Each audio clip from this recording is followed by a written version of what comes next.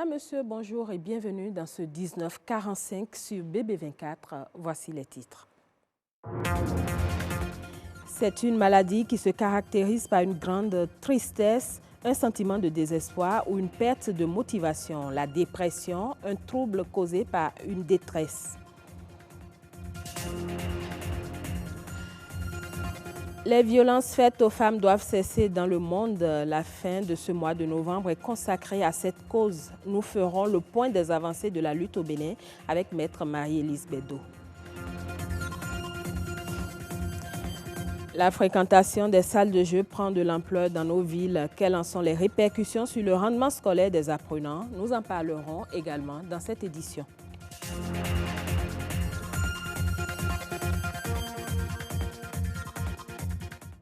On commence par cette nouvelle brève. Les nouveaux prix à la pompe au titre du mois de décembre 2019 ont été définis en application du mécanisme d'ajustement des prix.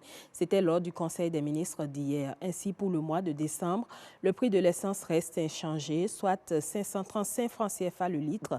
Pareil pour le prix du pétrole qui est de 560 francs CFA le litre.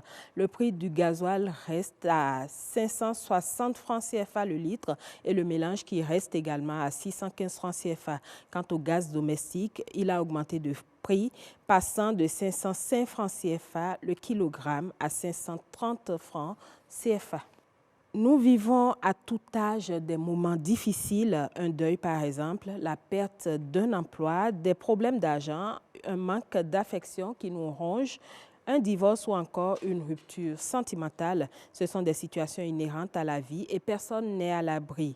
Mais face à ces événements, il y a une maladie qui nous guette quand on n'y prend pas garde. Il s'agit de la dépression, un trouble mental qui affecte nos comportements. Quels sont les facteurs à risque et la prise en charge appropriée? Alphonse Badé et Patrick Adjagbodjou nous apportent des éléments de réponse. La dépression peut être à l'origine de toutes les pathologies mentales. Très répandue, selon l'Organisation mondiale de la santé, OMS, la dépression toucherait près de 300 millions de personnes dans le monde. Une personne sur 5 connaîtra un épisode dépressif au cours de sa vie. Lorsqu'un être humain tombe dans une dépression, il a l'impression d'être dans un gouffre. Il éprouve le sentiment de culpabilité. Il se sent prisonnier d'un univers où rien n'a de sens. Tout ce qui l'entoure suscite en lui de l'angoisse. Généralement, les dépressifs perdent le goût de la vie. Ils se heurtent à plusieurs facteurs de risque. Il y a des personnes qui fonctionnent avec des attitudes, avec des pensées qui sont déjà en disposition de conduire à la dépression. Il y a des personnes qui ne viennent pas à la dépression par ce processus, mais qui sont secouées par un événement traumatique.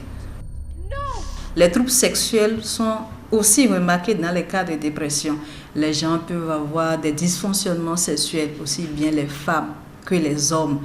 Il y a les cas de suicide, les idées de suicide ou les tentatives de suicide qu'on retrouve majoritairement dans les cas de dépression. La plupart des dépressions qu'on rencontre, il y a toujours une idéation suicidaire. Il y a toujours une envie de quitter la vie, de se donner la mort. Et là, c'est des urgences psychiatriques et des urgences médicales. La dépression n'a rien de fatalité. La preuve, ici, au Centre national hospitalier universitaire de psychiatrie de Cotonou, il existe un important arsenal thérapeutique pour soigner les dépressifs. Généralement, les parents, quand ils viennent, ils croient que leur enfant ne peut plus être jamais guéri. C'est faux. La maladie mentale se traite correctement et se guérit. Dans la chaîne des habitudes de soins dédiées aux patients, la psychologue clinicienne procède au diagnostic du mal dont souffre le patient pour l'aider à en guérir. Au cas où la personne affectée tente désespérément de se donner la mort, la prise en charge intervient. On doit forcément passer par un internement, ou on pourrait dire une hospitalisation, une surveillance et une proximité avec la personne, l'écouter, rassurer et rechercher dans son environnement les personnes qui peuvent l'aider à retrouver un certain goût à la vie. Il y a des activités artistiques et des activités thérapeutiques qui accompagnent les personnes en difficulté et qui leur permettent aussi de se sentir encore plus en confiance et de continuer le cheminement de la vie. Pas de vie humaine sans une vie mentale équilibrée et épanouie.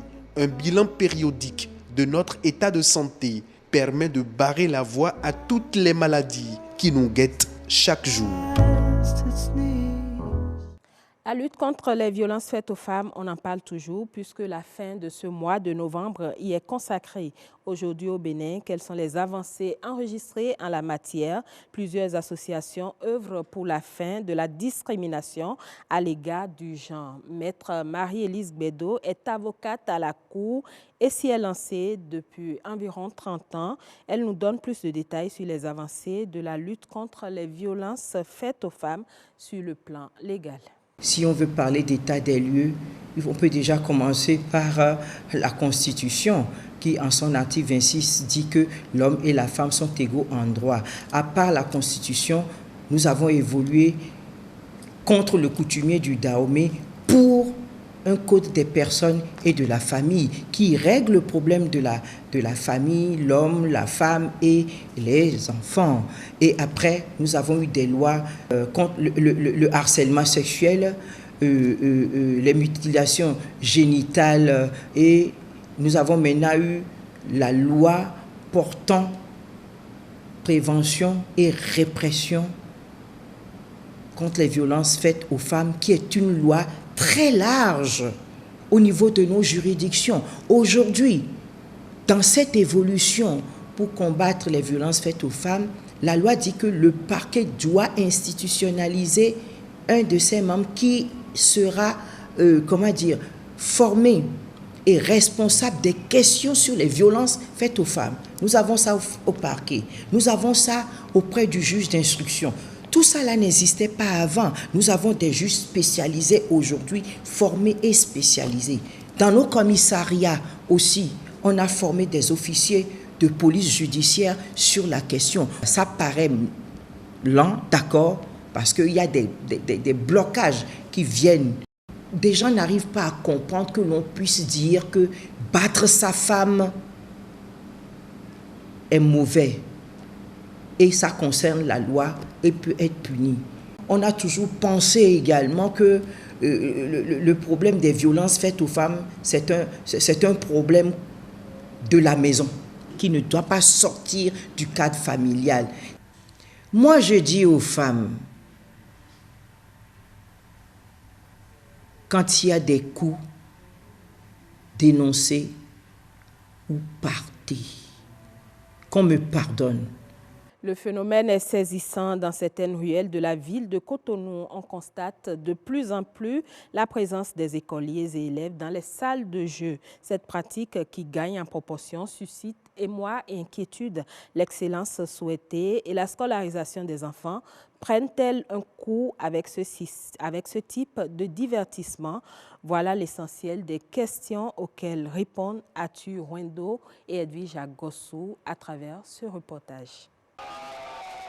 Dans cette boutique, sur une table, sont exposés 3 postes téléviseurs, des PlayStation, des câbles de connexion reliés au téléviseur et plusieurs manettes. Les joueurs du moment sont tous en tenue d'école. Assis devant les écrans, manettes en main, ils affichent une si grande concentration. Âgés de 14 ans environ, parfois moins, ces apprenants expriment une passion folle pour ces jeux au point même d'oublier le cahier et d'abandonner les cours. Je viens souvent ici pour jouer au ballon, pour jouer au play avec mes amis. J'aime jouer la balle seulement. Je veux jouer avec Cristiano et Messi, Ronaldinho et Suarez. Je vous joue tout ça. Je prends 300 francs par jour et je viens ici souvent pour jouer des jeux d'aventure. Je viens souvent ici pour jouer le foot. Moi, mon équipe s'appelle FC Barcelona. Si les promoteurs anti-profit, ils ignorent la provenance de l'argent misé par les écoliers et élèves. Il y a les élèves qui viennent en absence des professeurs à l'école ou bien en cachette pour venir ici.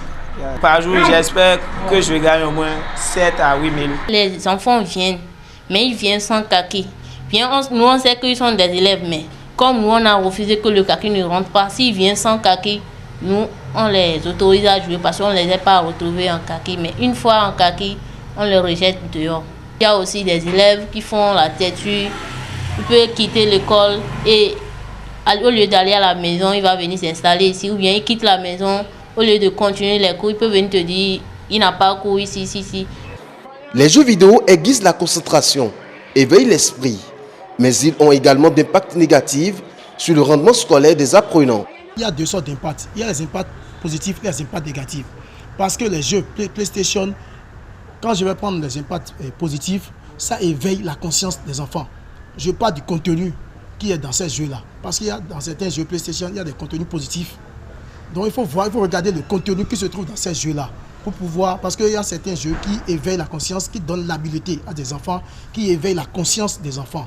Mais quand je prends de l'autre côté, le côté négatif, les PlayStation deviennent en quelque sorte des drogues. Parce que quand l'enfant s'adonne à ça, l'enfant n'apprend plus ses leçons, l'enfant ne fait plus ses devoirs civiques et on voit les résultats à la fin de l'année scolaire. Et c'est un échec grandissant au niveau des résultats scolaires. Il est alors important d'encadrer l'usage, car la fréquentation des salles de jeu, surtout en pleine année scolaire, peut contribuer à l'échec, voire entraîner les apprenants à verser dans la dépravation et la délinquance. Actualité hors de nos frontières, au Gabon, un financement de 49,5 milliards de francs CFA de la BAD va permettre à 400 000 ménages d'avoir accès à l'eau potable. Le gouvernement vient de lancer le programme intégré pour l'alimentation en eau potable. L'un de ses objectifs est de réduire les pénuries d'eau à Libreville, la capitale. En effet, dans sa sous-composante eau potable, le projet vise entre autres le renforcement et l'extension de 280 km du réseau d'eau potable dans 4 communes du pays, l'augmentation de la capacité d'eau disponible pour les populations, la lutte contre les fuites et l'harmonisation des installations. Et ce sera tout pour ce journal. Merci à vous de l'avoir suivi.